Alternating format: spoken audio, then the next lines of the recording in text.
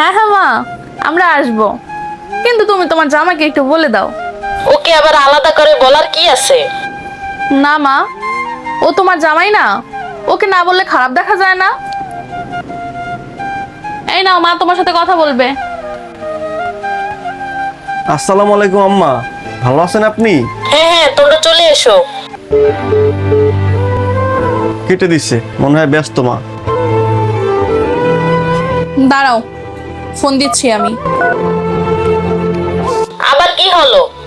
শোনো মা, তোমার বাড়ির অনুষ্ঠান তুমি পালন করো তোমার আত্মীয়দের নিয়ে, আমরা যাচ্ছি না। এমন করে বলছো কেন? হয়তো মা ব্যস্ত আছে। দেখেছিস তো, ও ঠিকই বুঝেছে আমি ব্যস্ত আছি। তুই একটু বেশি বেশি করিস, বিয়ে হয়ে গেছে তো তাই নিজেকে অনেক বড় মনে করছিস। বিয়ের পরে বড় হয়ে গেছে কিনা জানি না, কিন্তু আমার স্বামীর মান সম্মান আমি ঠিকই বুঝি।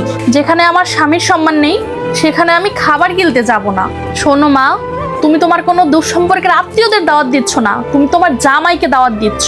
তুমি তো বাসায় এসে দাওয়াত দাওই নাই, তুমি ফোনে ভালো মতো কথা পর্যন্ত বলো নাই, কেমন আছে না আছে সেটা পর্যন্ত জিজ্ঞাসা করো নাই।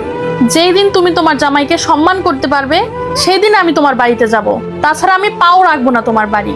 তুমি শুধু শুধু মায়ের সাথে এমন করতে গেলা কেন? ছেলেদের ইনকাম কম থাকলে, টাকা পয়সা না থাকলে একটু অপমান সহ্য করতেই হয়। তুমি কেমন ইনকাম করো সেটা ইম্পর্টেন্ট না, ইম্পর্টেন্ট হলো তুমি ওই বাড়ির জামাই।